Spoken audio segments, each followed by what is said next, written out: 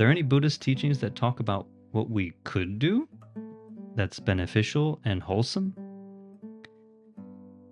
Well, if we look at the Mahayana teachings, the Dasheng Fofa, there's a teaching that's called the Discourse on the Gradual Attainment of All Wisdom and Merit. It's not necessarily a well-known discourse, but it actually shares the proactive side of these uh, four kinds of unwholesome speech. It's kind of interesting. What's called the 10 wholesome deeds, they're actually just what not to do, right? Here, it talks about what we can do. So the first one was not lying, right? In this Mahayana teaching, it says not only we can practice not lying, but we can practice sharing the truth. We can practice speaking the truth. And how can we do that? Well, in one way, they say we can share Buddhism. Buddhism is pointing out a more fundamental truth about reality, which I mentioned at the beginning, the empty nature of things, the constantly changing conditioned nature of everything, including our own state of mind. If we can understand and see that, we become free and we know what to do. We know how to act in ways that are skillful. So, sharing Buddhism is a kind of speech which can bring about a lot of well being. And we don't have to be like all Buddhist teachers. We could even just remind ourselves or remind someone to to remember that whatever's happening is actually passing. It's not a permanent problem. But it also could refer to being transparent, right?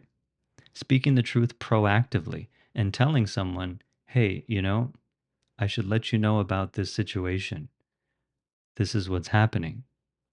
It's not really great, but I just wanted to tell you because I want to uh, make sure you're prepared, right? So maybe if it's a conflict between our friend group, and instead of creating division between our two friends, maybe we could tell one of our friends and say, hey, you know what? I just want to let you know the thing you said last night at dinner really upset so and so. And, we're all going to meet again tonight. You may want to be prepared that they may not be happy with you. It's not creating division, it's just letting someone know our observation about what we saw and that their behavior could have hurt someone, right? That could help our friends.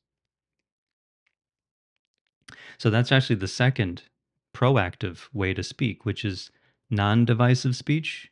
We can also practice to help resolve dispute.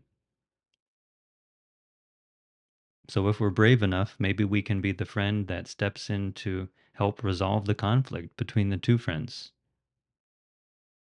which is not easy, but it's a practice. We can try to help resolve dispute. Instead of malicious speech, the alternative is to speak in ways that help people feel safe and help people feel at ease, which is referred to as gentle speech, loving speech. Chinese is 爱语. That word is within the Buddhist teachings of speech, loving speech. If we see people who feel nervous and anxious and unsafe, even just a friendly, brief word or two can help that person really feel more safe. So if two of our friends are about to get into a big fight and we can see it happening, one friend comes to us and says, oh my God, I'm so nervous. I don't know what to say. We say, don't worry about it. I'm here. I think I'm going to help you guys, take care of this. You'll be fine. It's not much, right? But it can really help someone feel more at ease. And then for not frivolous or idle speech, it says that we should practice speaking in a way that accords with really what we feel and what we do. So basically, being sincere. What do we feel? Well, we can speak sincerely. Uh, we don't necessarily have to be, what's the word? Brutally honest and tell someone everything we think about them when they're not ready for it or they're not expecting it. Maybe it wouldn't help them at all if we told them everything we think about them, but we can still practice being sincere. And if they ask us, hey, what do you think about what I said to so and so the other night? I think I did a good job, telling them what to do. And if we just said, "Oh yeah, yeah, it was wonderful," that would be people pleasing speech.